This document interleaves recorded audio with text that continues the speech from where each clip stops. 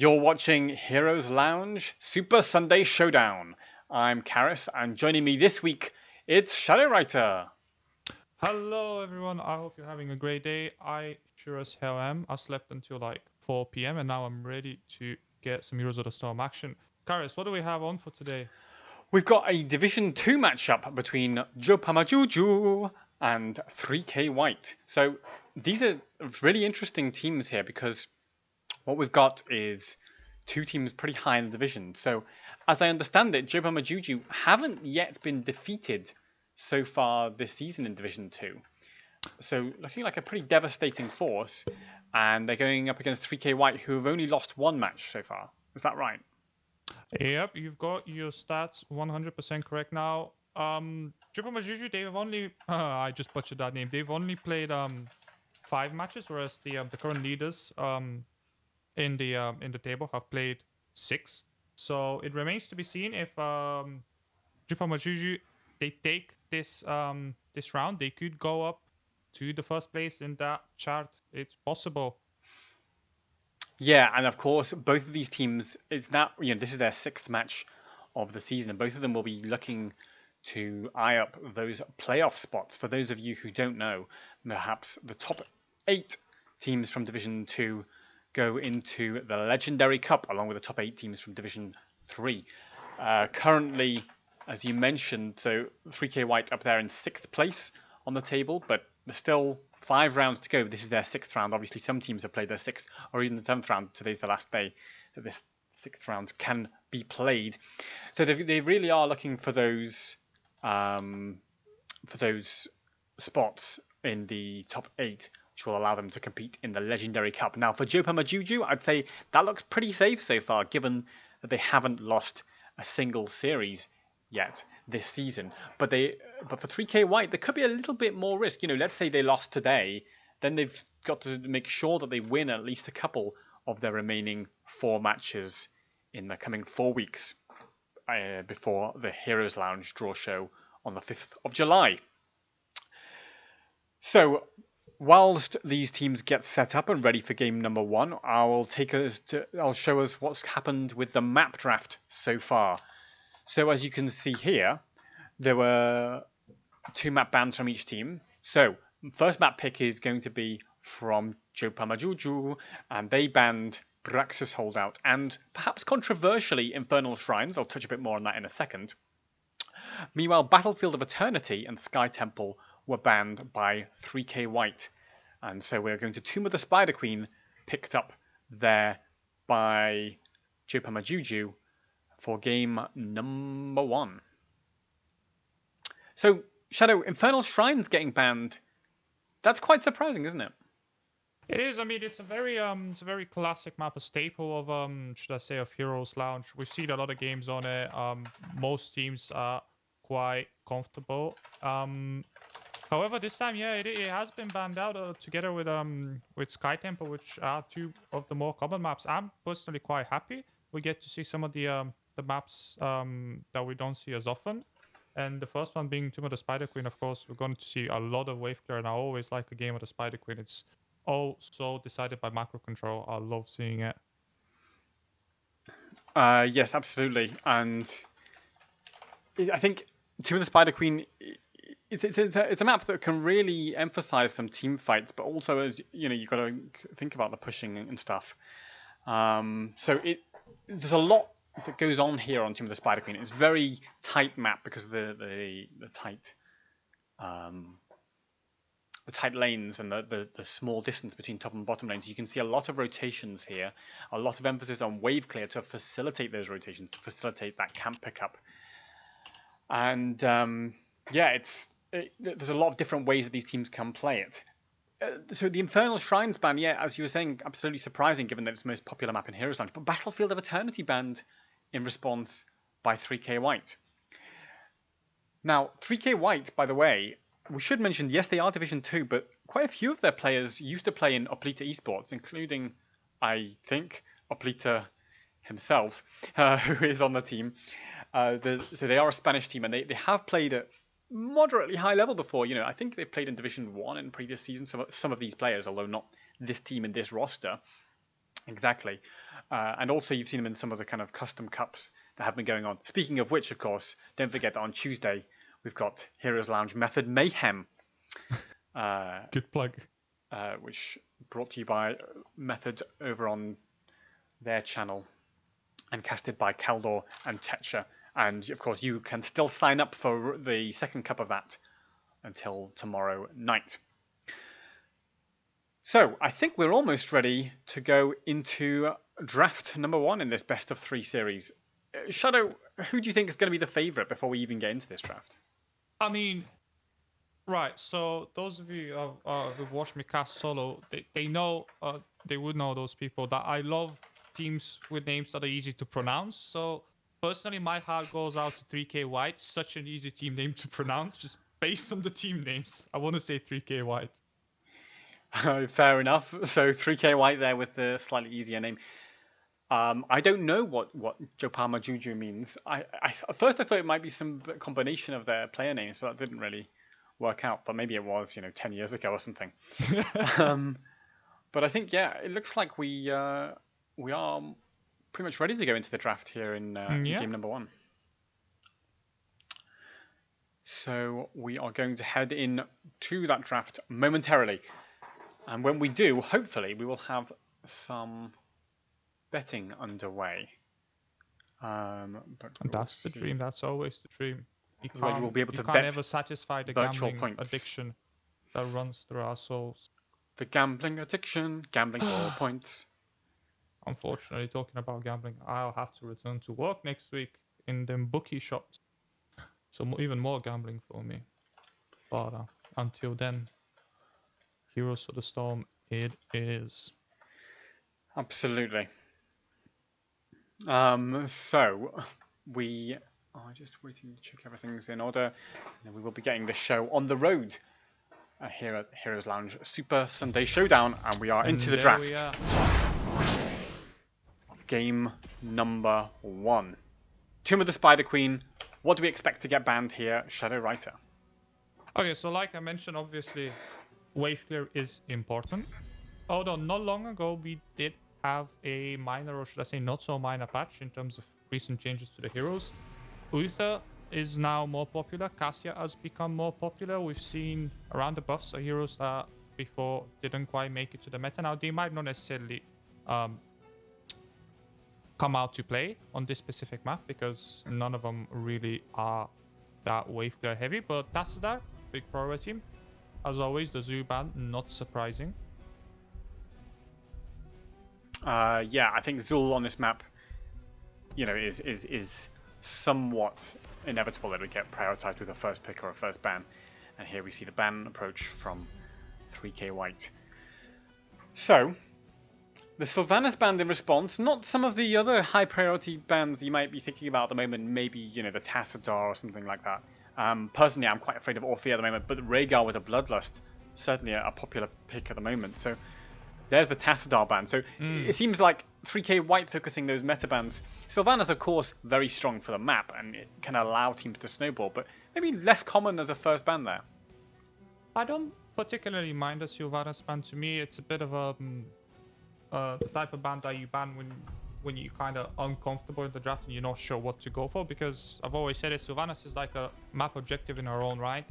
No matter how far behind you are in the late game, if you get a good fight with Sylvanas disabling structures, you can come back, and of course, like you said, you can snowball games out of control with her. So it's a reasonable ban. By no means is she ever a bad ban. The Deathwing, I'm a bit more surprised to see Deathwing being banned out, especially on some of the Spider Queen. I feel like teams have learned to deal with the Deathwing ever since he came out. There's a lot of tools at our disposal nowadays. First pick, Joanna, no surprises there. I mean, if there is a standard thing, it is Joanna. Absolutely, but it does leave open that Rhaegar for the Bloodlust idea. And I tell you what, putting that together with a Kerrigan, that's an early pick for Kerrigan.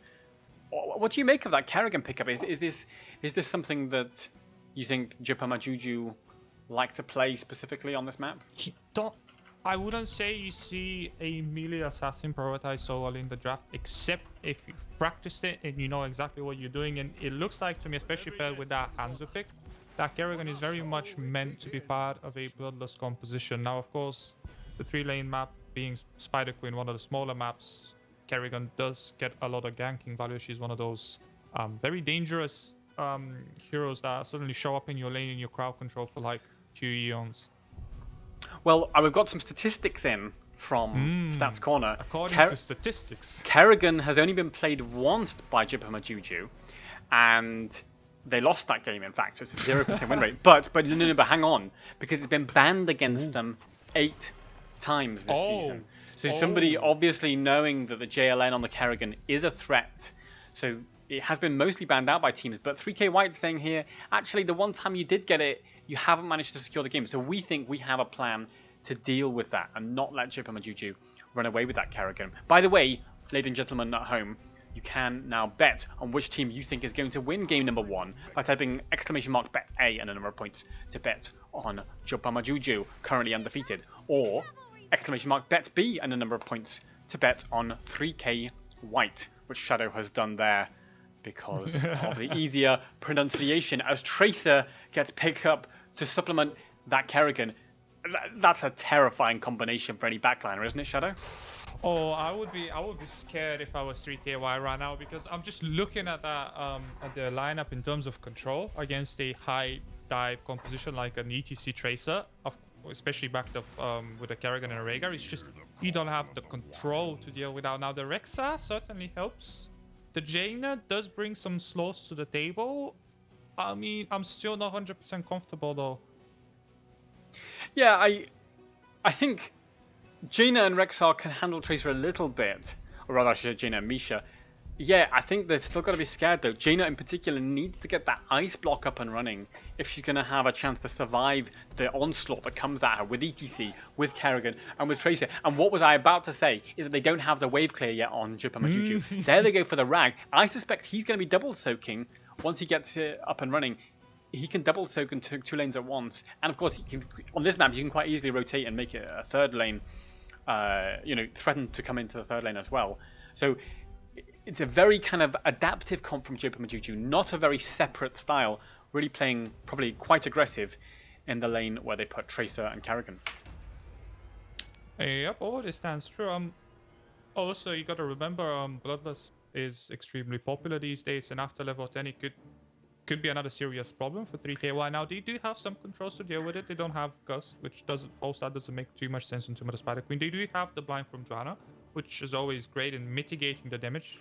It's in itself, it's not going to deal with the Bloodlust. And there is the Deckard, who I assume is going to go for Stay a While and Listen to just shut down that aggression from the enemy team when Rhaegar just presses R and his team just runs at you. Yeah, I think it is going to be interesting to see how they deal with that Bloodlust, which it will almost certainly be Bloodlust. We'll have to see what these teams do as we go into game number 1 in this best of 3 series. And on the left in blue, with Hoot on Ragnaros, with Athene on Rhaegar, with JLN on Kerrigan, with IDB on the Tracer, and with Anon on ETC, they are JoPaMaJuju. Going up against, in the red, from Division 2, we've got Team 3K White with Kawem on the Joanna, HPT Exilium on the Jaina, our Alataza, I want to say Alataza Rat on Hanzo, Dex Plot on Rexa, and Pop Litter on that healer pick with Deckard. Absolutely. So, both teams going to mid immediately. Level 1 talents are in. Nothing too surprising there, is there, Shadow, from those level 1 talent pickups? I think. No, I'm just looking at them. An extra quest on the red side of things, which perhaps tells me that they're going to be waiting for a few more stacks before they look for any aggression, which of course ties in with their draft. Of course, JoPaMaJuju have the more aggressive draft. They have less quests. They will be looking for earlier aggression during the game. Yes, absolutely. And I think JoPaMaJuju might just be able to if they find those rotation ganks, they just slide Kerrigan combo on top and Tracer to follow. And it should be a kill most times. Now, of course, Tracer is a bit more late game in terms of the damage, but I think they will not be too worried about that so much. So far, I gotta say, I like how 3K are playing this out. They are taking the rotation lead in terms of laning, with Joanna always safely leading those rotations. She's always staying in front of a team, especially if you have a look when she's around minions. she is presenting herself as the target, really zoning for a team, making sure they are safe. Oh, Yeah. meanwhile, there's a siege camp attempt on bottom. There is indeed, as Hanzo goes down and picks up. Now the question is, does Ragnaros know this is going on? And if so, can he do anything about it? I suspect he doesn't know. And anyway, he probably couldn't have done anything. Kerrigan's looking to make the rotation, but that's more like a response to the camp being picked than any option to contest there. Yeah, I think Ragnar doesn't really need any help clearing giants normally. Oh, but he does if he gets locked down. I'm blown up. He does now. 8 gems on the floor and no one to pick them up for the team in blue. So immediately, it's an early kill there for 3K White. So they're showing that they're not too afraid of this devastating lockdown comp that could come out of JoPaMaJuju. Yeah, it has to feel very what should I say? It probably feels great to be able to go up against such an aggressive composition and then get first blood yourself.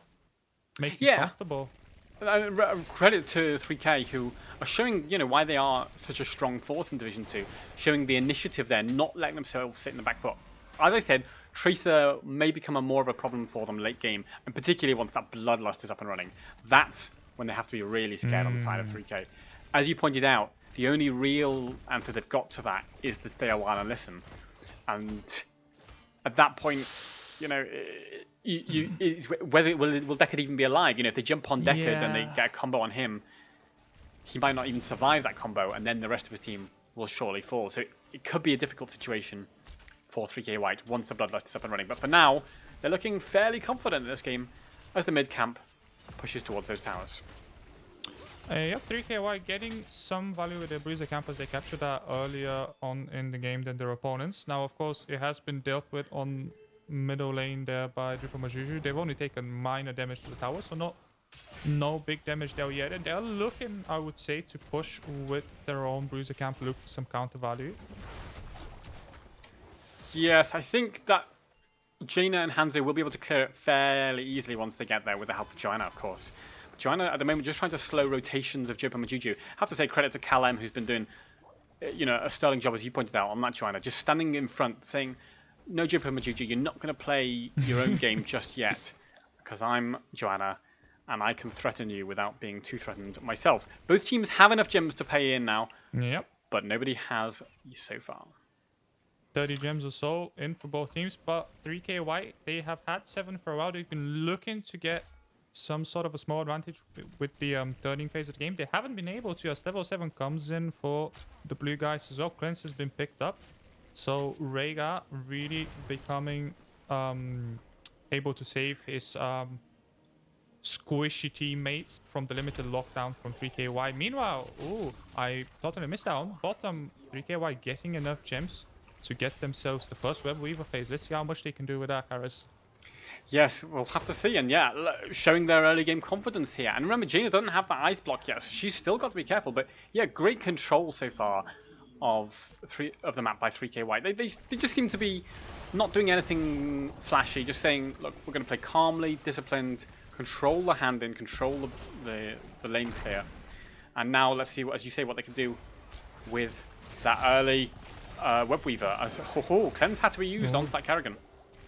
Yep, Kerrigan gets out there, but Cleanse is on cooldown, which means 3K White can position more aggressively during the Web Weaver phase on top. And of course, top lane always your priority. Joanna gets pulled in. She's not officially, she has Iron Skin. Kerrigan is rooted, but in no actual danger so close to towers.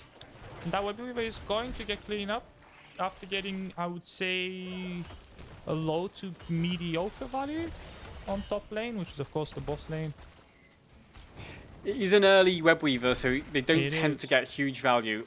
Of course, don't forget also, this is one of the advantages of Ragnaros, is the Molten Core meant the Web Weaver mid lane did basically nothing with only only Ragnaros to defend it in that MC. The bottom lane did take a fairly hefty pounding there because Rag left it unattended in order to claim it. But now ETC, speaking of taking a pounding, there he gets rooted and takes a blizzard to the face.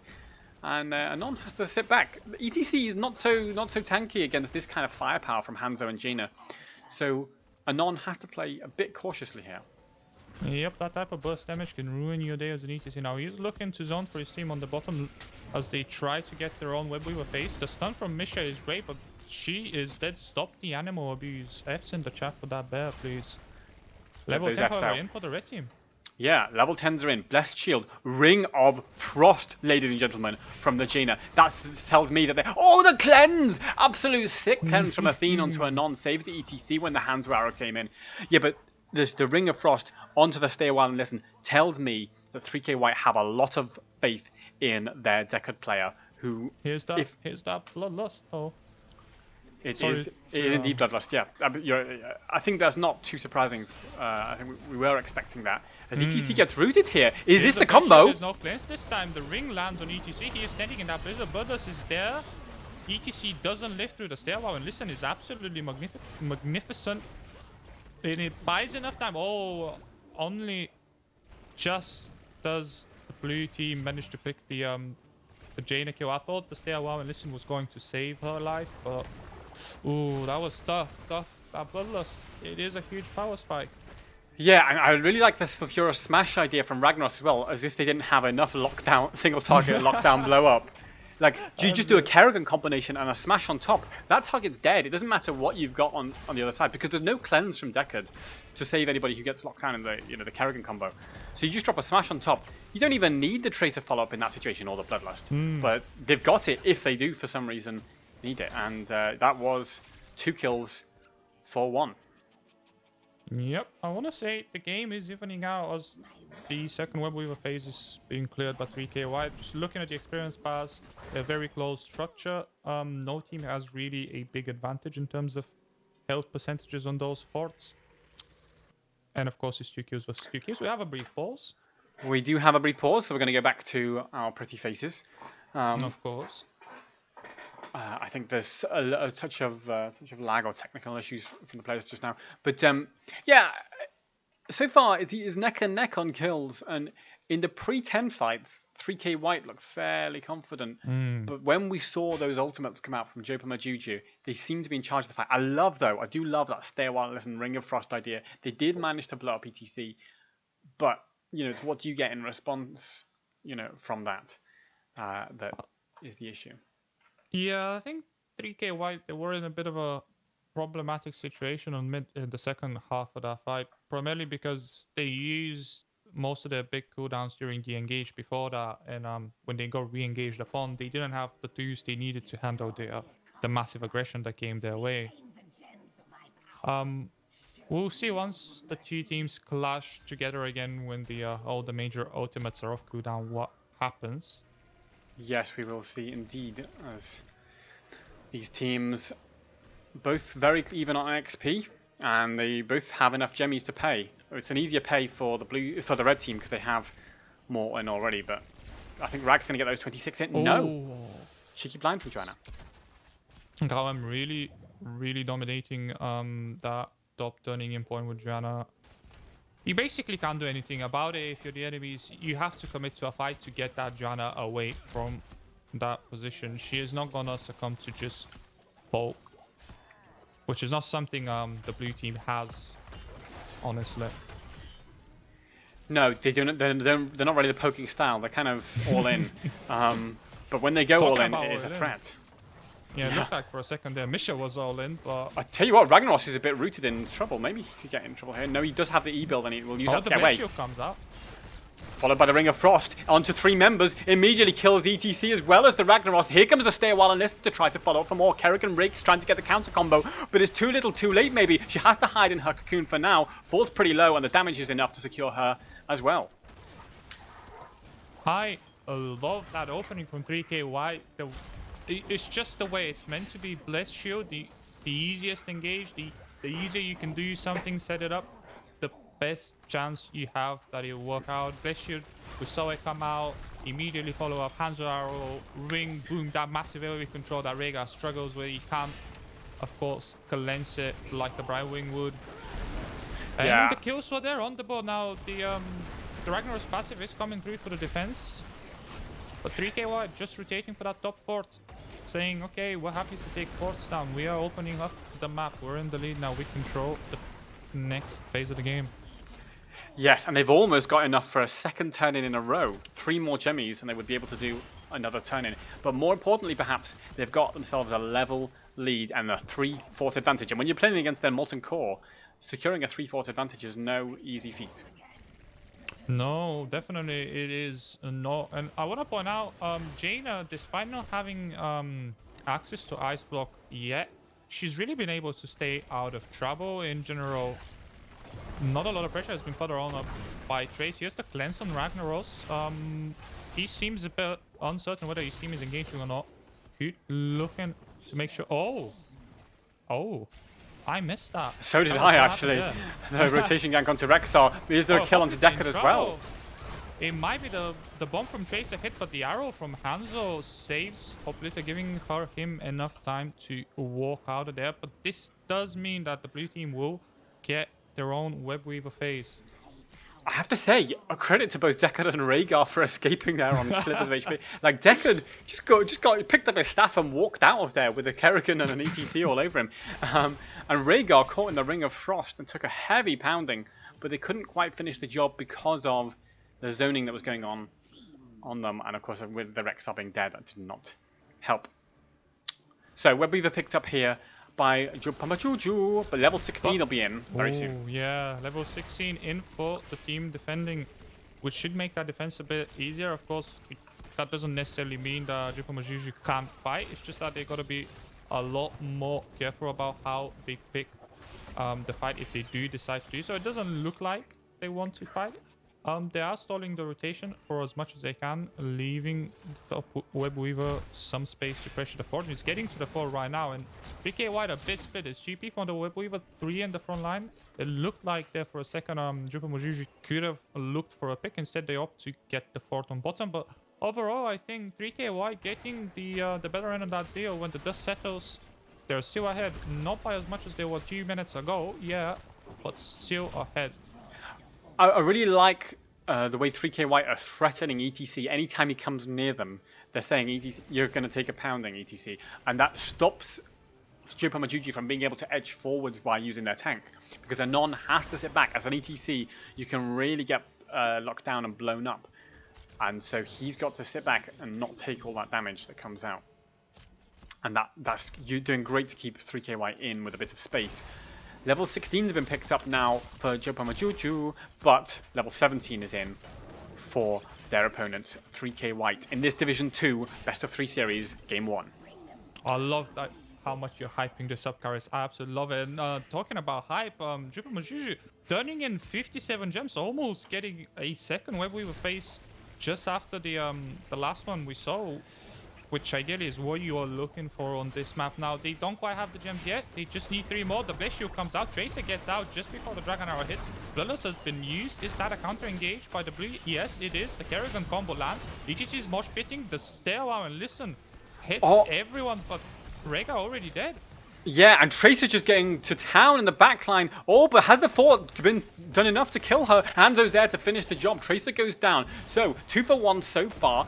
In favor of JoPaMaJuju, and now ETC's low. Can 3K White try to make it 2 for 2? I doubt it for now.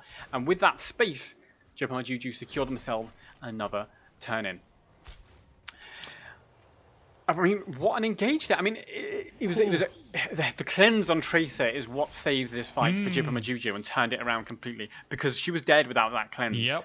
Absolutely, the Dragon Arrow was on point. The cleanse allowed her to use the recall to get out of trouble, and then Tracer was the one who picked up I'm not sure if she was the one that picked up the Rexar kill, but she was definitely the one that picked up the second kill.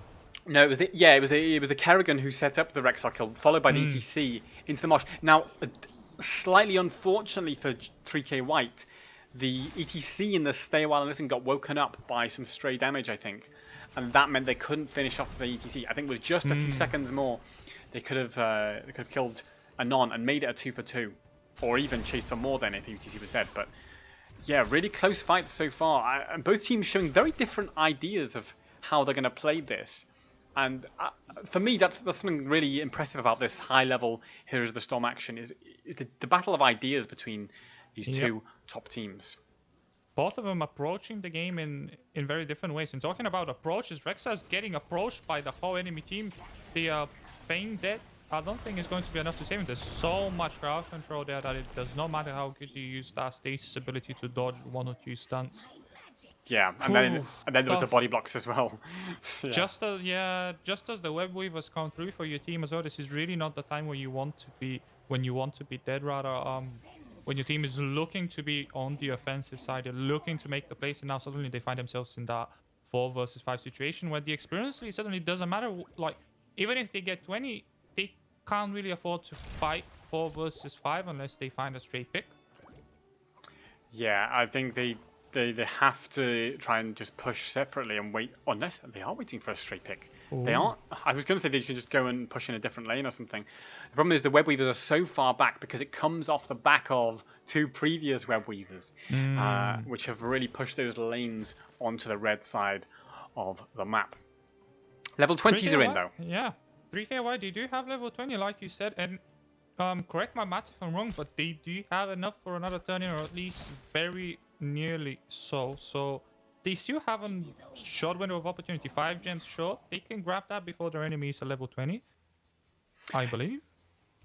Yes, I think they may be able to. Yeah, still half a level to go for JoPaMaJuju. By the way, the level 20 talents that came in, Radiating Faith from Joanna, what I call the instant cast mosh pit. It can stun 5 heroes immediately for 2 seconds. You know, it can be absolutely devastating if there's no minions around for it to bounce onto, and if you can get it on the right clumped enemies. And of Go on, sorry.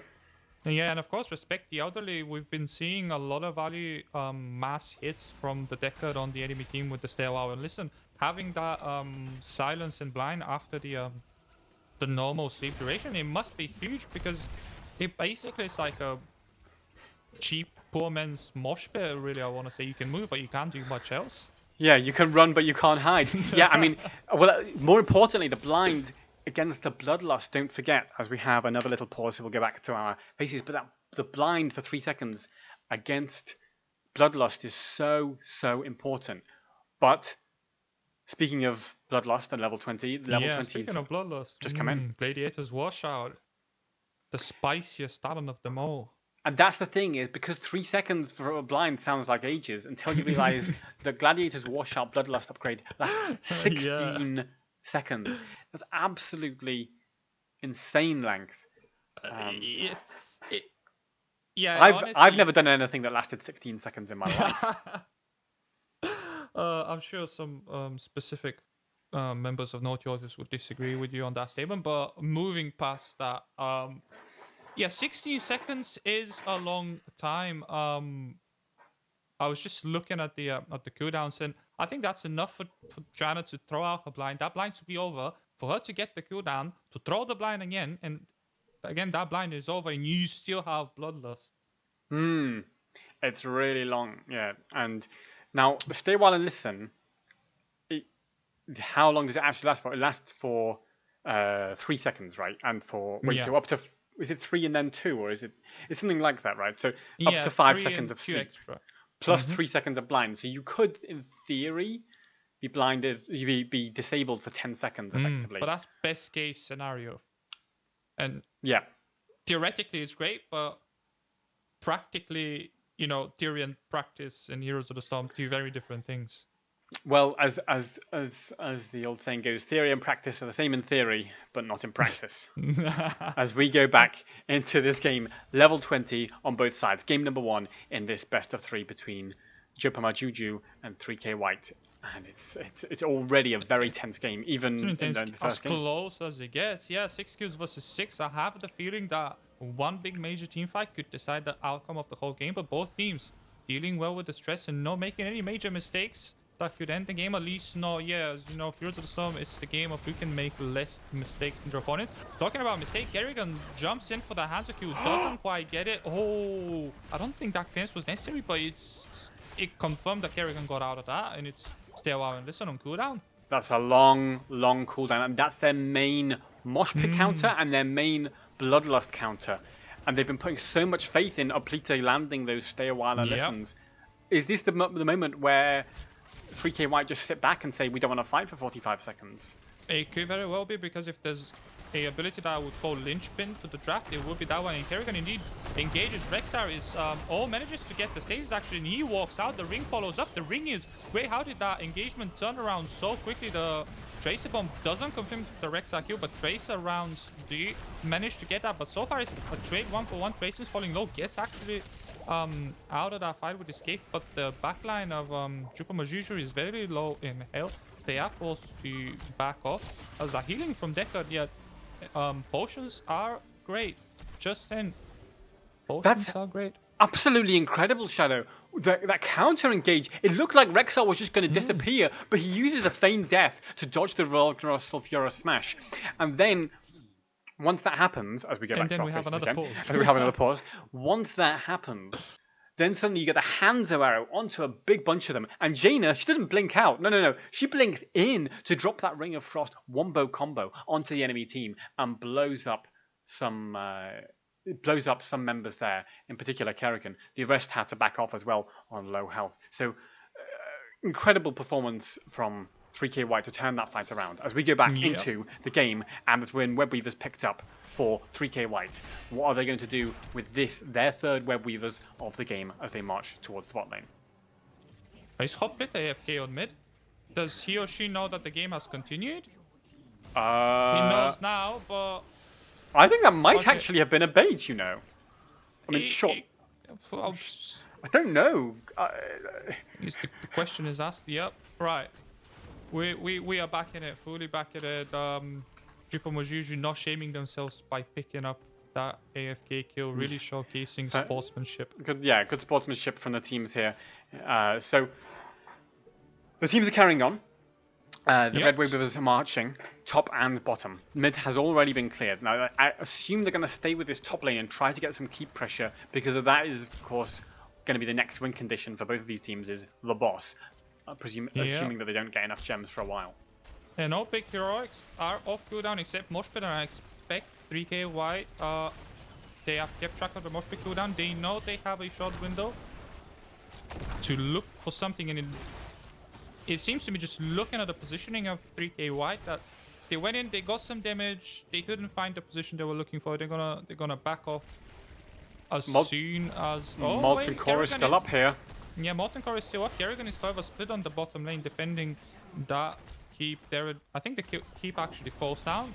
Brilliant split push mechanic from the 3KY, realizing that if they pressure top enough, bottom would fall. I really like the way 3K White played that. They said we're not going to hard commit because then we'll get an MC on our faces, but we also don't want to let them clear for free. And they're trapping boss. Oh yes, they are. JoPaMaJuju, they know, or rather they don't care. They're just turning in. That trap boss, 3K White right now just wasting. Wait, is it? No, Webweaver phase is not through. 2 gems short still. So who got the upper hand in that brain game, mind game situation? I think JoPaMaJuju, but they didn't. Oh, and they did secure the hand in. Kerrigan went in and snuck it in the end. Never mind. Cheeky. Whew, so 22 minutes into the Tomb of the Spider Queen. Those games don't necessarily last that long so often. But here's the thing about that these Webweavers is because they come on the back of a red Webweaver phase. This is now very far back, so they have to walk all the length of the lane except for this mid one. But there's a fourth on mid. Exactly. So there's a fourth mid. So, but I think here's the thing: once this fort goes down, which it will, I think there's no disputing that. Surely. Then there's still MC available from Ragnaros, so he could use that to push towards that keep. That is one way they could play this. But they're not. Why they have? Wait a minute about that fort falling down. We need to retract that statement. I've cast the curse here, yeah. I should not have called her the. That is this curse hollow now? Caster hollow. It's Tomb of the Cursed Queen. I don't know. It's something like that. Anyway. Top is the lane of pressure. The lane of choice for JoPaMaJuju. Normally that's the boss lane. They don't look like they want to say, yeah, they're moving to take that middle fort as a point of pride at this point. Making a statement. But they've only got 10 gems between them on the blue team. There's no way they're going to get another turn in before this game ends. No. Another caster curse incoming, I'm sure. But like, how long will it take them to soak another, 60 gemmies? That's a long time. So their win conditions are boss or a total team wipe.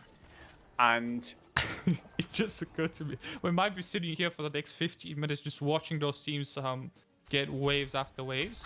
Just trade them and it well, gets cleared. if that is the game plan, then 3K White are going to get to those 70 gems a They've- lot sooner than JoPaMaJuju are. Yeah, they're much closer. If I can do custom math, that's 19 gems they need. A 19 divided by 3 is, I'm not sure exactly how much, but it's yeah, maths. Don't do maths on stream, guys. Anyways, looks like another boss trap on top, or at least the beginning of one. They love these boss traps, but I sort of get the feeling that JoPaMaJuju are saying, I don't really care about this. We don't really care. I think... They do. Okay, now they care. Now they're Oh, thinking to have a look. now that you've said it.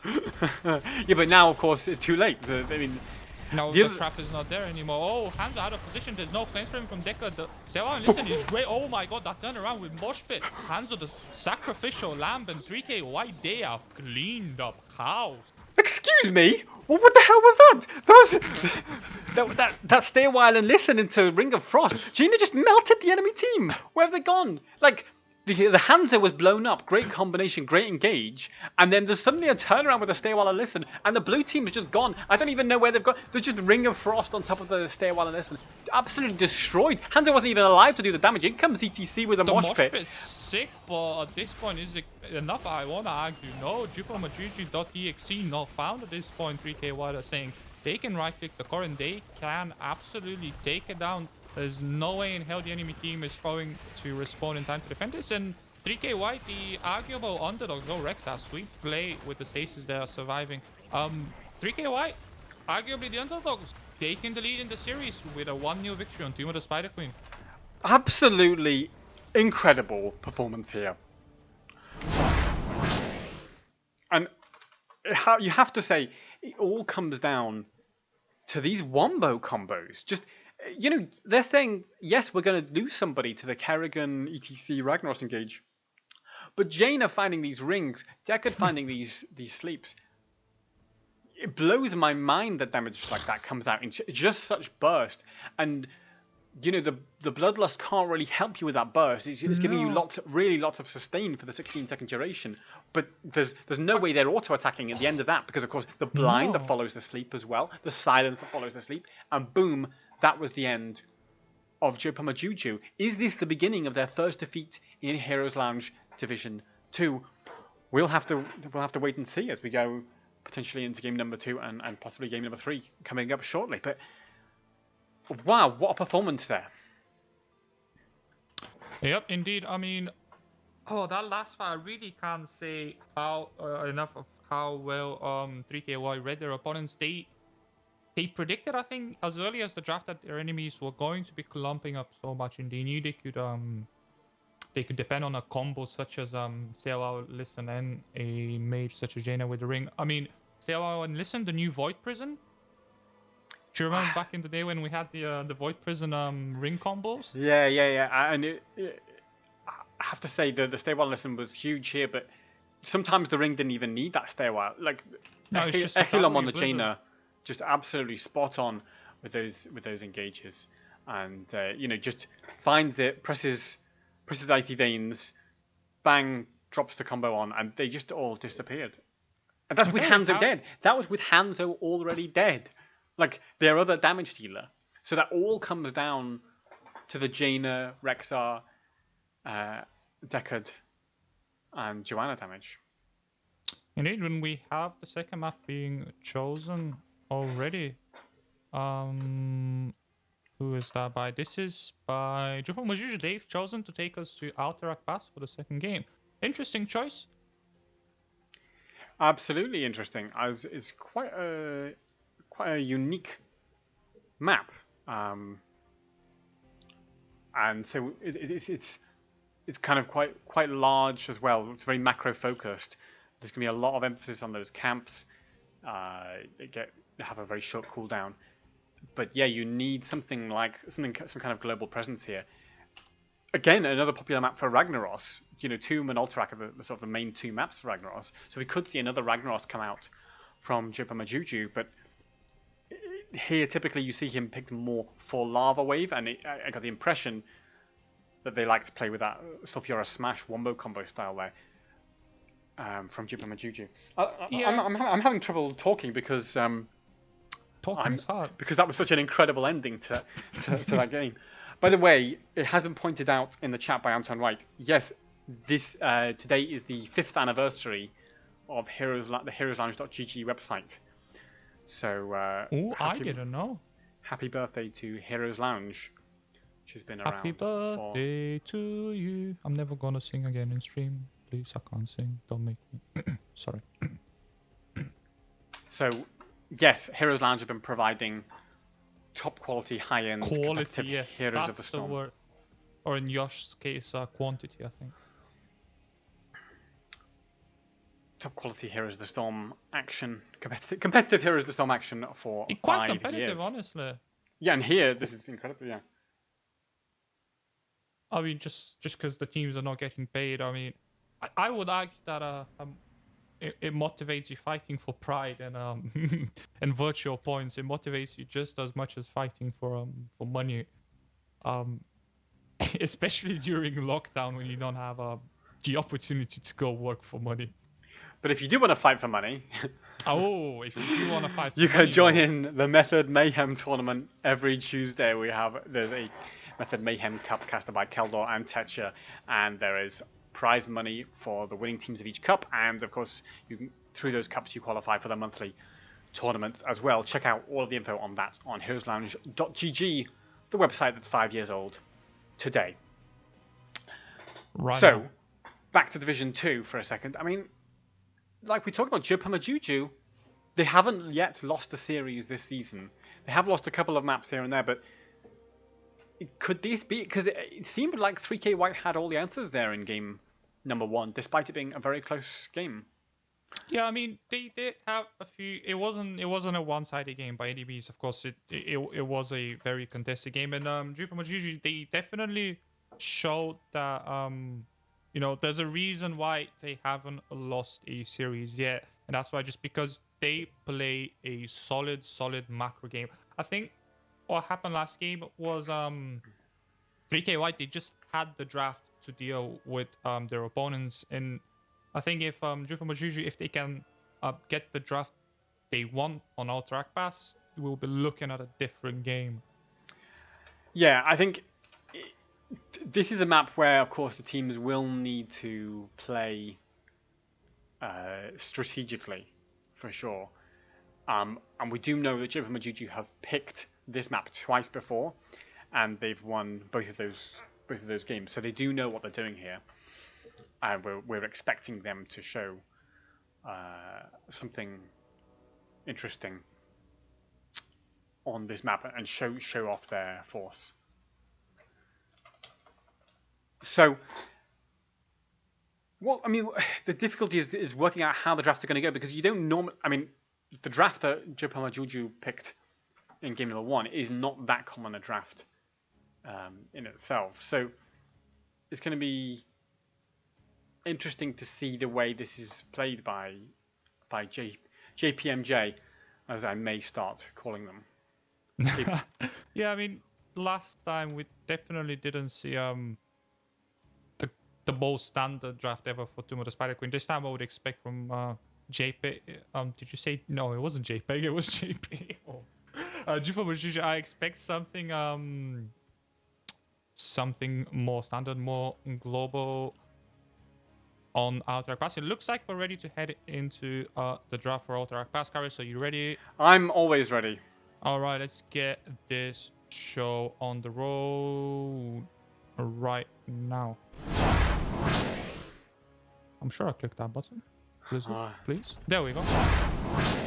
There we go.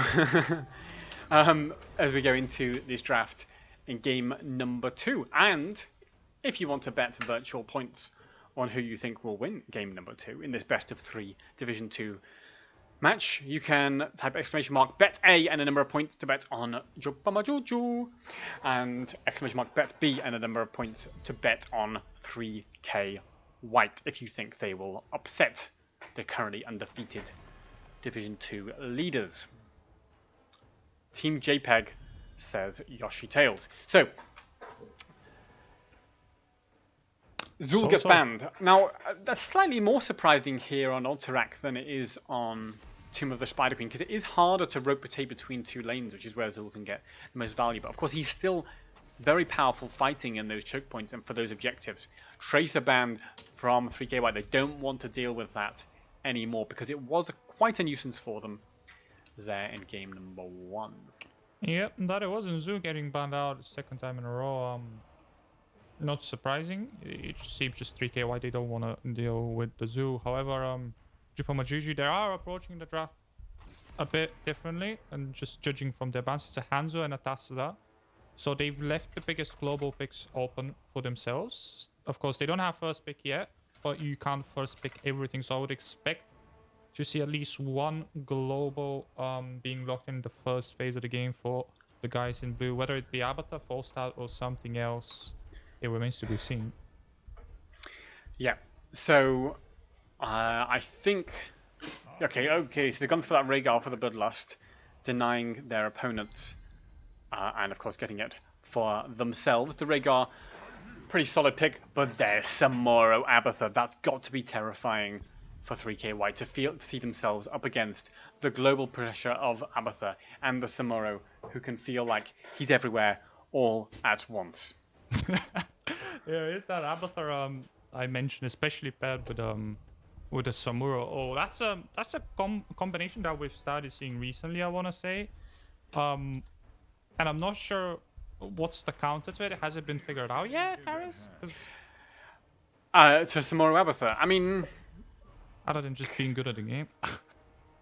it's tough. It's difficult. I mean, you can really struggle. I guess the thing against Abathur is they should have a 5-man advantage in the early game. The problem is Tyrael Greymane does feel not like such an early game draft either. Yes, Tyrael can give the shields to Greymane, can allow them to dive a little bit more aggressively in that early game. But really, you can see that draft of 3KY building around that level 10. They want the Bloodlust, they want the Sanctification, and their argument is, once we get that level 10, once we have those ults in place, you won't be able to beat us in a fight. Yep, the tables have turned in the second draft here in the series. Bloodlust going over to 3KY this time around, especially paired together with that Greymane, very hard to deal with. And like you said, Karis, they also have the Sanctification, which usually is one of the counters to Bloodlust. So being able to take that away from your opponents is great. Also, Tero, I believe he got some recent small buffs in the last patch. Correct me if I'm wrong. Yes, he did actually. You're absolutely right, and that's going to be something to watch out for, is how that impacts it.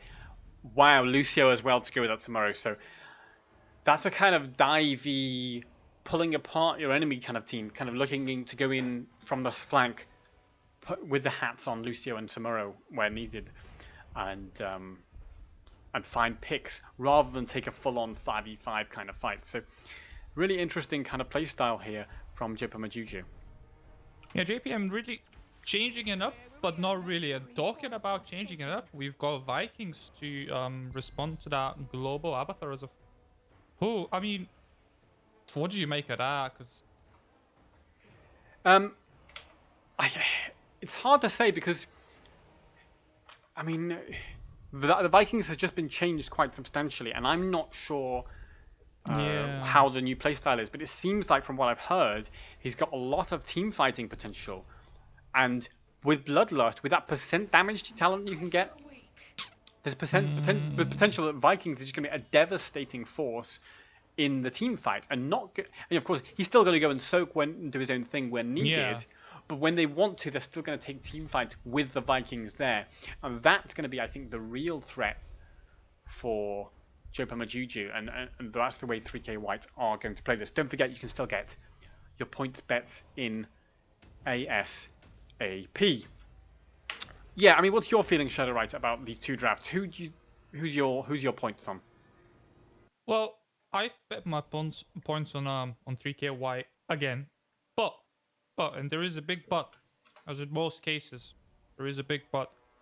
The Abathur on Alterac Pass, you can never underestimate a global presence on a map as big as Alterac Pass. Samuro and Abathur has been proven to work wonders in the past as well.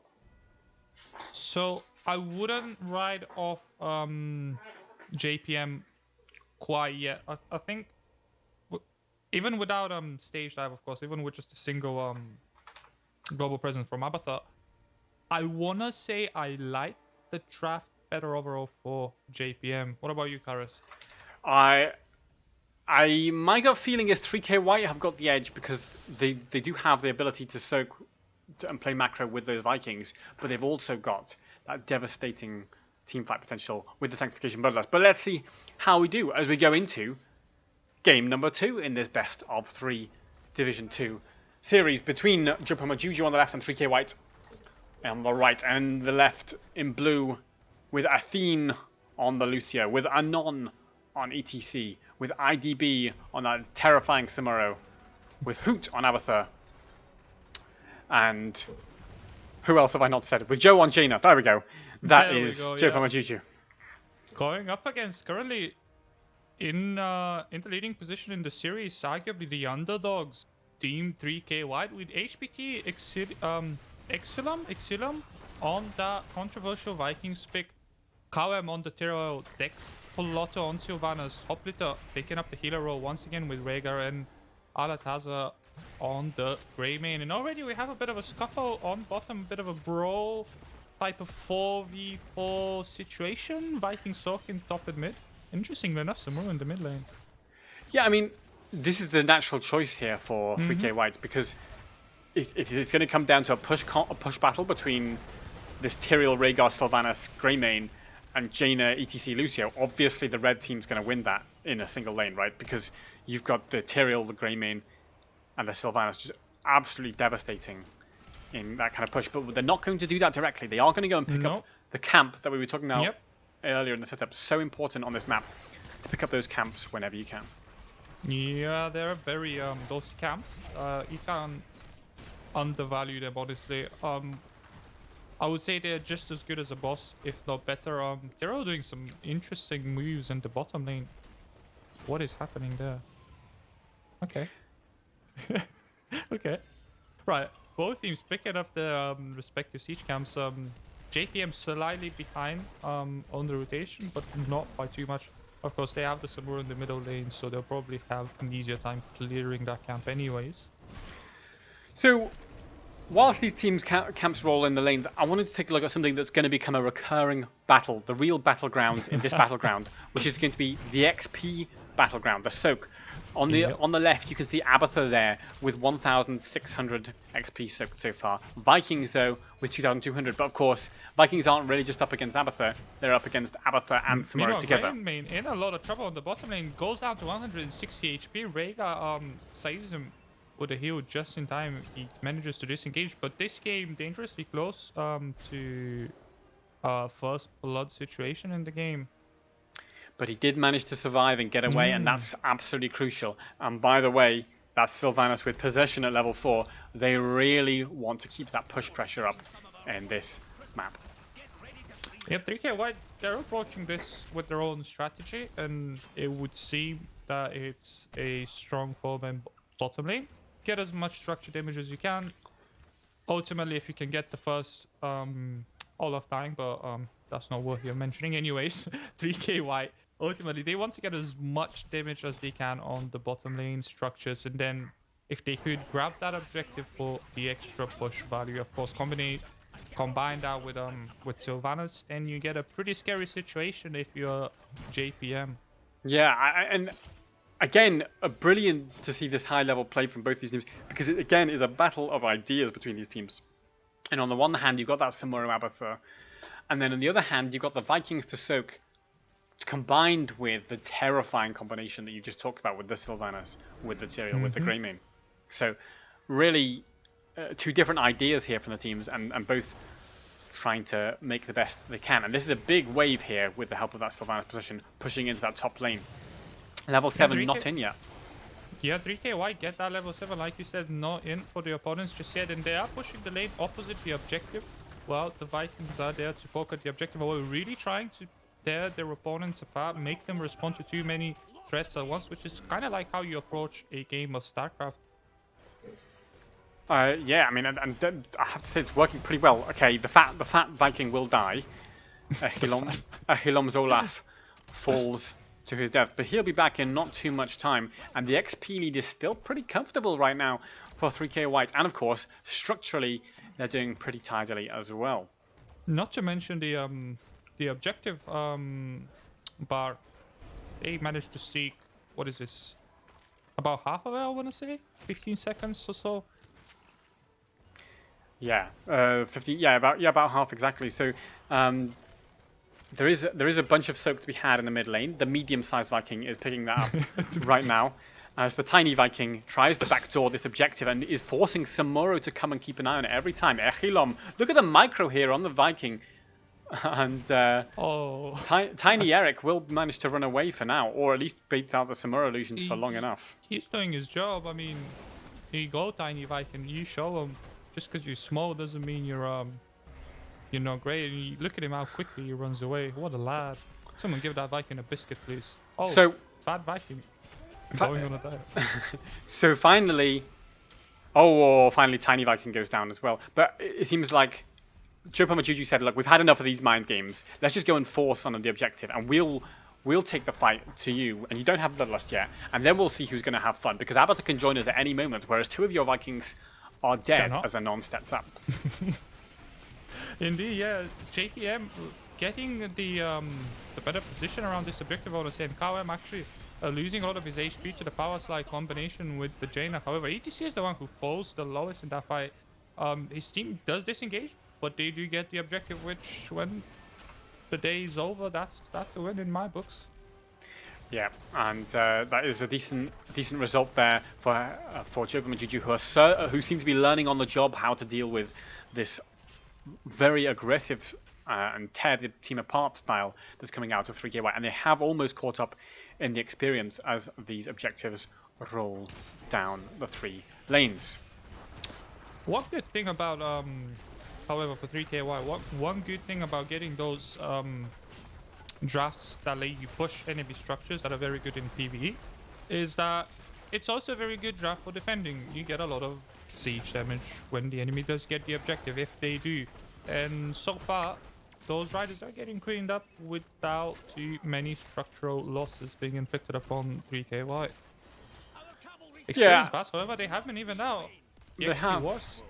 They have, although there's still a chunky wave coming in that bot lane that should be soaked pretty easily. So XP is still a slight lead for 3K White, but JoPaMaJuju have caught up a touch. Meanwhile, on top. Yeah, that's going to be a fort. And that's the difference is, cavalry can be defended, but if the enemy team's on the opposite side of the map, you can't defend that Sylvanas Greymane Rhaegar combination. And that's even without the Tyrael, don't forget, who has the Sanctification available to push forts very hard when they want to. Yep, 3K White really showing off why Sylvanas, I guess why Sylvanas was banned out in the first match against him. I would presume that it's not something they're doing for the first time. Is obviously picking Sylvanas and pulling your team apart, because like you said, Karis, if you're just on the opposite side of the map at the wrong time, just for 5 seconds you give that Sylvanas one cycle of abilities and suddenly your fort is gone, and then it's your keep, and then it's your core, and then it's your tournament life.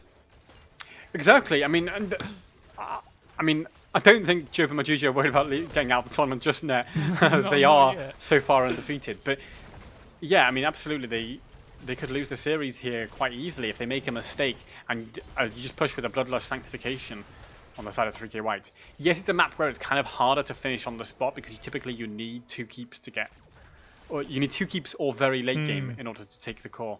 But still, it is something that's got that JoPaMaJuju have to be constantly worried about. Level 13 is coming a bit sooner for 3K White, however, then your opponent is still looking for a top boss. 3K White, that is, and the next objective is spawning in 20 seconds, so they do decide to leave that boss. They change their mind, which is another important thing. Big difference from good players in Heroes of the Storm and very good players is making a call, your team following you up on a call, and then being able to realize maybe that's not what we should be doing, and then you back off instead of committing to something that may not work out for you. Yeah, absolutely. These teams very much reacting to new information as fast as Talk possible. about reacting. Rayman is not reacting in time. The power slide there came through big time, and I think, oh, with the help of Rega, he does get out. I stand corrected. Yeah, and a great escape there with the help of course, his team. So not too much danger there for Altazar Rat. Eric, the tiny Viking, though, on the other hand, gets punished by the Samuro. So let's take a look at that XP battle that's still ongoing. The Vikings with 15k, Samuro with 7k, and Abathur with 6k. So if you add up Samuro Abathur and you match them up against that Vikings, You kind of get Abathur, Vikings. well, they're still a little bit behind, even though maybe what is that? 1k behind, maybe even 1.5k. Probably top 4. That's what they're behind. If you ask me. No, but I mean, sorry, yeah, I just meant in terms of the Samuro yeah. Abathur versus Vikings. But yes, of course, the top fort has been giving bonus trickle experience slowly to Talking about 3K Samuro, White. though, he's sneaking that objective on top. Yeah, but of course they can see him doing that, and the Vikings are trying to play their own game. Of course, it seems like Samuro is better set up, but no, here comes 3K White to stop that Samuro from getting the value. He has to run away through the mud. Falls pretty low, but he'll be okay for now. And the Vikings have to run away on the other side as well. That's 2 Vikings. If you lose them, that's still a pretty heavy punishment. Yes, they're Vikings, but they still die for a sizable amount of time. Yep, they still get the full death timer, even though they're not a full hero. They're not always disposable. Look at this Nordic attack squad on level 13, by the way, for these Vikings. When they're all there, and when the Bloodlust is popped, that's just going to melt any target they choose. It's 1.25% per attack. Now, 3K White choose to run away because not all the Vikings are there just now. And they will need all of them to respawn before they want to take that fight and get that value from the level 13 talent. So they're going to stall at the objective. Samuro does manage to cap it for now. The clock is ticking. 8 seconds are there. Rhaegar and Tyrael trying to step forward. Graymin there as well. The Vikings are not all on their way. They do have play again potential though. Yeah, 3K White looks like to me they just made a decision. Okay, we're not in a good enough position to contest that. We're going to give it up. We showed that we can defend that the first time around. We're going to do it again. Just better this time around. And we shall see if that indeed is the case. Another Viking falls. And yet another one falls. And here's the ultimate ability being used to get those Viking backs up. This is really not the time when you want your Vikings dead, when there's an objective pushing. Yeah, because of course it means they'll miss a bunch of soak in particular when those waves crash into the forts and stuff. So the Vikings are not going to be too happy with that. The two of them are still alive though. The fat one and the little one.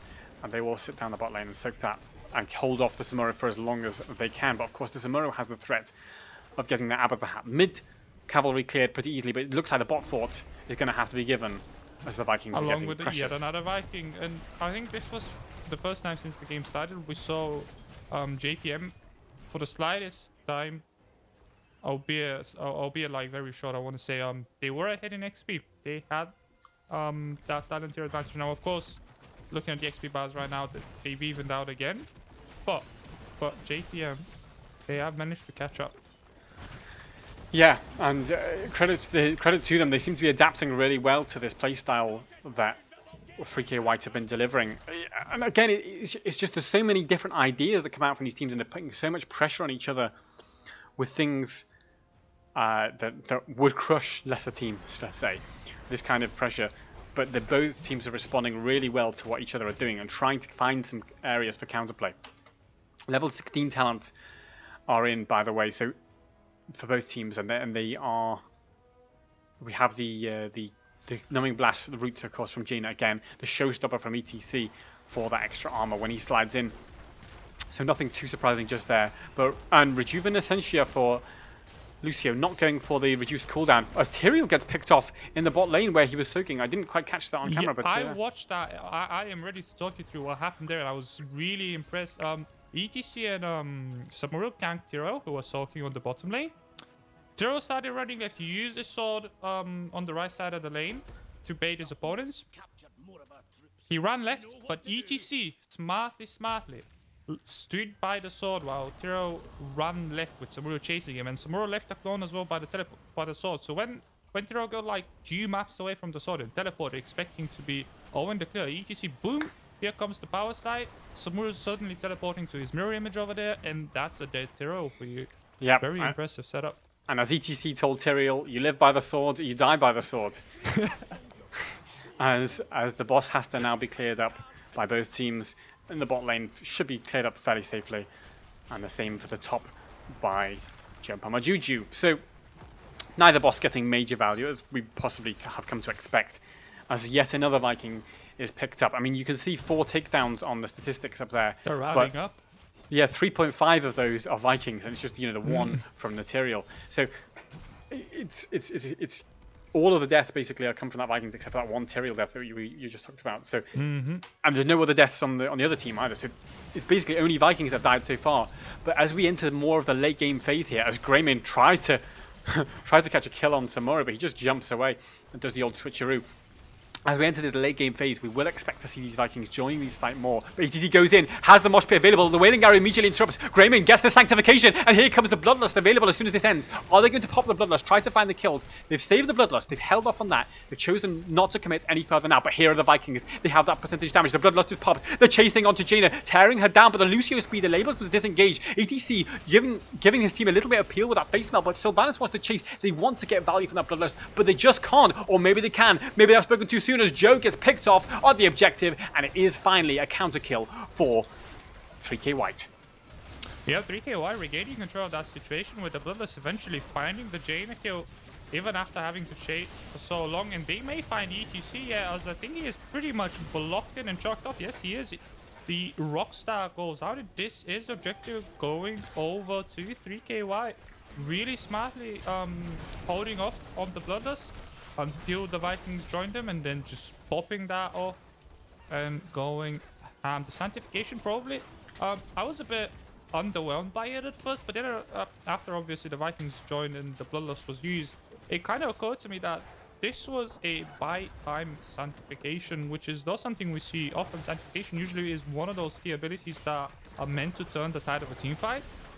Used differently in last fight, it bought enough time for Vikings to get the cam repositioned and then allowed the actual major ability to be used, which was Bloodlust. And now a keep has been taken down on mid even before the objective has been picked up by 3K White. Minor problems there caused by Samuro delaying that objective for as long as he can. I mean, credit to IDB on the Samuro, who is dancing around and causing a nuisance all game long. By the way, Sanctification is back up and it's Holy Arena. That's going to be so devastating. The bonus duration and the bonus damage coming out from Sanctification. It is, of course, Gladiator's Washout for the Bloodlust, the upgrade to that. The Bolt of the Storm from Sylvanas. And look at that Fury of the Swarm from Vikings, who will give them even more wave clear. Pretty disgusting. I mean, the one silver lining in that whole situation was, I guess, Samuro bought enough time for his team to sow 20, so it's I want to say it's an even team fight battling field. Of course, the objective is very problematic, pushing into the blue structures right now. JPM, they will have to deal with that very efficiently if they want to stand a chance in the super late game, as of course every point of ammo on the core is important. But hey, hold on, the mosh pit is great. The 3 or was that 4-person mosh pit? I think it was 3, but crucially the Sylvanas, who is the main interrupter of it, was in it, and that's absolutely devastating here for 3KY. The game turned around with one single heroic. The Fat Viking is going to die as well, just for the icing on the cake. The cavalry still marching core, but they'll be able to clear that up safely enough, with only one keep having been lost, and so they'll be able to just clear up the cavalry and not allow any value for that from 3KY. Absolutely phenomenal mosh pit here from Anon on the ETC, who has just saved his team from a loss with one single press of the R button. And they say you can't carry a game of Heroes of the Storm like you can in Dota or League of Legends. I tend to disagree, and what we just saw, what we just witnessed, confirms, I think, my opinion. Now, this is an opportunity for JPM to get control of the map back. They're doing a boss. They haven't lost the second keep, more importantly. Let's see where they want to take it from here. More Vikings die, but the one Viking that is alive is getting damage done onto top, and if that keeps falls after the objective has been cleared is going to be really ironic. Well, don't forget about that. This Fury of the Storm talent on the Vikings, which will melt through waves anytime he's left unattended. So he's just going to keep push pressure that way. Samuro's got to come and deal with that. So Ehilom on the Tiny Viking probably will die, but that's not too much of a worry for 3K White, who are going to clear that top boss safely enough, and probably the bottom boss when that gets capped as well, which we expect it to be capped by JoPaMaJuju in maybe 30 seconds or so. Okay, so if you're 3K White, what do you do right now? You got 2 keep advantage. You have, however, been slammed down by a mosh pit. How do you position? What do you prioritize in order not to repeat that tragedy? Well, right now, they know the boss is being capped, so they're just going to go and clear the monstrosity. I mean, we haven't even had time to talk about the fact that this is monstrosity and not ultimate evolution, which is already, you know, you could talk for half an hour about that in itself. You could. But they now, I think what they will do is they will spend 10, 15 seconds just chipping half the health of the boss so it can't take a keep by itself. And then they will go and defend this objective. I don't expect them to give the whole objective. By the way, at some point, that core has to be defended because 2 keeps are down. Now, Samuro and Abatha should be able to cover it easily enough without leaving their teammates exposed. Play again used by the Vikings. Everyone's up, and they're going to start moving towards that objective. They don't need to get this boss completely down to 0, but they are choosing to do so, which seems a little bit unnecessary to me, but they do seem to have time with 30 seconds remaining on the clock. Here they go. Well, here's ETC buying time, and there's only 20 seconds left on our objective. If JPM can just survive for 15 more seconds, if they can survive the 18-second builders, which I assume is going to come through. Here it is, 18-second builders. It's off. The mosh pit, not as good, only hits 2 Vikings immediately silenced, and ETC already dead. The shield from, oh my god, the death metal, absolutely great follow-up, even in the playing field. GQs have been traded for 1, and this is the game turning around once again by Moshpit. The Sanctification in the back, safe throw for the time being, but was that really the value you were looking for? Oh my god, he doesn't even manage to get out. What did we just witness? Death metal, good ability, yeah? The death metal value, and I saw it coming, but I think 3K White was just so keen to get ETC dead that they really didn't, they may have neglected to consider that level 20 upgrade on the death metal. And it meant that so much of the Bloodlust value got cancelled, and more importantly, the Sanctification got put on short cooldown, so he couldn't press Sank on top of that Bloodlust, which is the Holy Arena value they've been itching to get, and they haven't managed to get yet so far. And now, this may be game in favour of JoPaMaJuju. It's still 15 seconds until Rhaegar's alive, until Greymane's alive, 20 until Tyrael's alive. 1 keeper's down though, so they've still got very healthy amounts of armour, but look how much Wave is pushing with this cavalry. Yeah, Techspot's in a very hard situation here. He can't afford to die, which he's actually, she's actually just died, and that was, I want to say, not the last nail in the coffin, but a very, very unfortunate staggered death there, just as the rest of 3K White respawn, losing that Sylvanas member.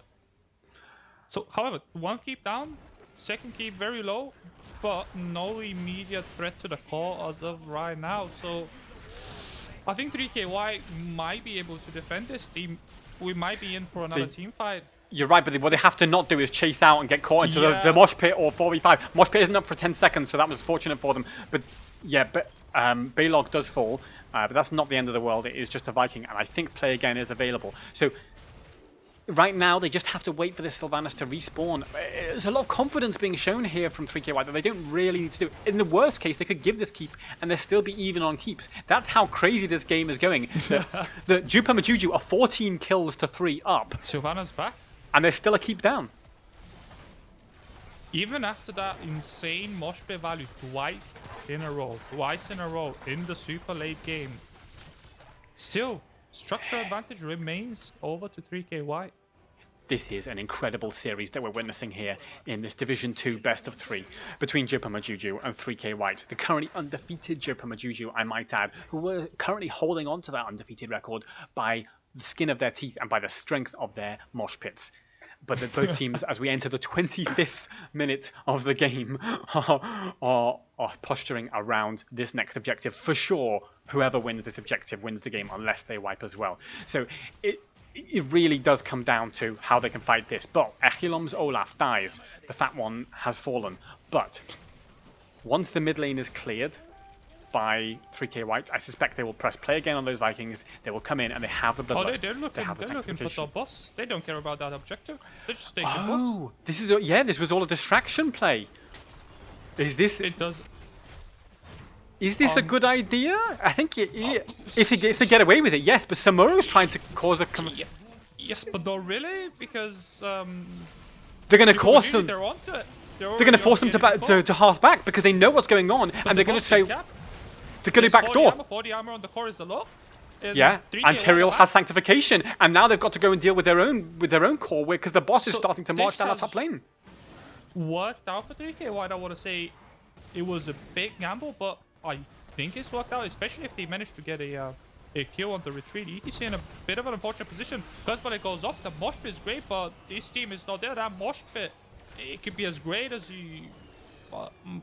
I mean, I don't even have the proper comparison, but it doesn't matter. The team's not there to dish out damage, and ETC is dead. Is this game? This boss is still marching. 3K White want to go all the way. They want to take 2-0 against the previously undefeated JoPaMaJuju. They're marching on this core. Jaina has to hide into the ice block. Oh no, Joe.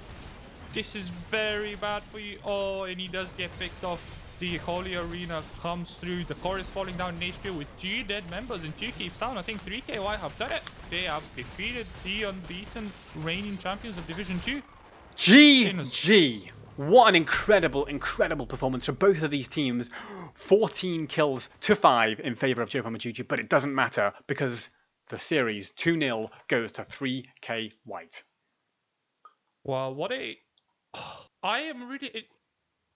I'm at a bit of a loss of words, and I guess you could look at the hero takedowns in the game, and it's very much obviously in favor of JPM. Yeah, let's get those stats up on screen and we'll take a look. But yeah, I mean, the macro game. Can I comment on Samura with 110,000 hero damage? I mean, you don't see that every day. Phenomenal from Samura performance from IDB. Twice as much hero damage as the Greymane. Well, Bloodlusted Greymane, I might add. Bloodlusted Greymane as well, with the support of its hero to allow him to. But does it matter? Doesn't matter. Samura, it doesn't matter because the strategic ideas game was won by 3K White. Absolutely phenomenal. And the moment they won is, in a sense, the moment they got the second keep. Talking about 3Ks, I'm looking at the siege damage by the last Vikings, and that is 300,000. The casual 300,000 siege damage, yeah. And look at the soak as well. 40,000 soak. And, okay, Abathur Samoro have got 43,000 combined, 44,000 even, but wow, I mean, you don't see matches like that every day. Just two different ideas from 2 different magnificent teams here. Heroes Lounge Division 2. Absolutely sensational performance from both of them. And you have to say that's exactly what we come here to watch Super Sunday Showdown for, because that's phenomenal stuff. It's very impressive when I see teams play such a high level of macro game, because it really is hard. It really is hard. I mean, I'm going to go back to my StarCraft example. For those of you that have played StarCraft, and you know how hard it is to micro 5 different things in 5 different positions on the map. But imagine you have to do that. Not only that, keep track of so many different things, but you also have to do it while you're coordinating it with your team. That's 4 different people. And you got to be on point of it for 30 minutes. Stressful game. It really is hard. And they've they've done it in 2 games in a row. 3K White. That's what's so impressive here as well. They were close games. You gotta give that to absolutely. JPM. I mean, absolutely. JoPaMaJuju, incredible performance, incredible micro, an incredible ETC player who found mosh pit after mosh pit. And yet, the control of the map seemed to feel like it was held by 3K White overall in those games. But yeah, I mean, that boss call as well from 3K White. I mean, the discipline to be able to say we're going to give the objective, at minute 25, and go to a boss and and give the objective, and maybe the enemy team can threaten the back door. The thing that they banked on, which they were absolutely right to, and it's such brilliant calculation, strategic calculation from them, is And of course it's the 40 armor on the core. yeah, of course it's brilliant because it worked out. I do get what you mean, but that boss, yeah, I could talk about that boss decision in the last minute of that game for like at least another half an hour. I'm not gonna do that, but it was impressive, and I think it kind of all came down to JPM just retreating in a slightly disorganized fashion. The 40 armor, of course, the red core was under pressure. That was a big factor.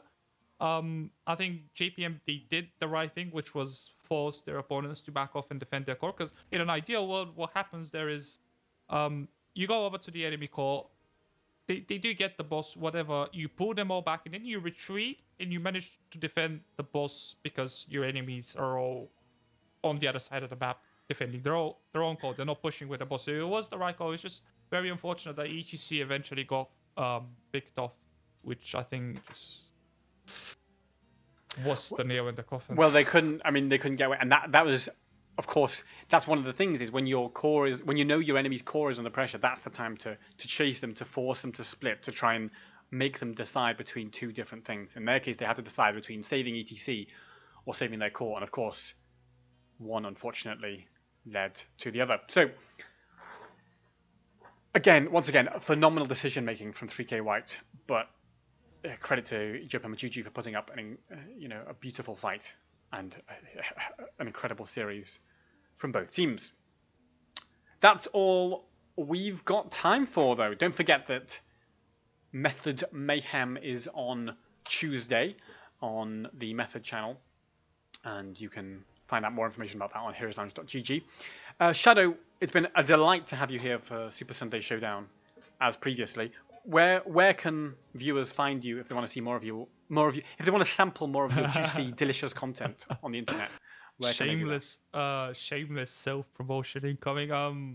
Yeah, my name is Shadow, right? I do Heroes Lounge casts as well. I run a Twitch stream at Twitch/LastShadowWriter.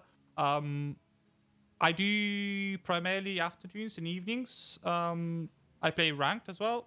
I play I'll play with almost anyone. So there's some of the more recent viewers of my stream in the chat can probably tell you we do a lot of matches together as well. So always great to see people hanging out and playing.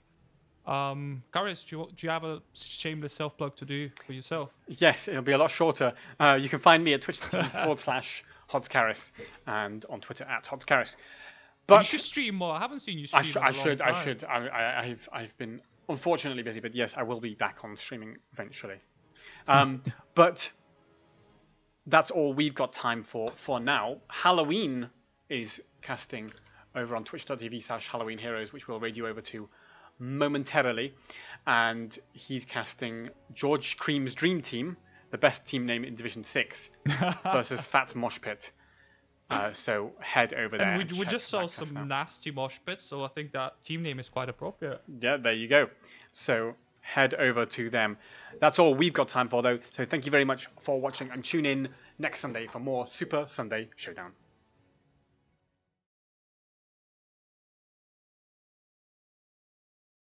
So is Hanson, so is Rutu, but oh.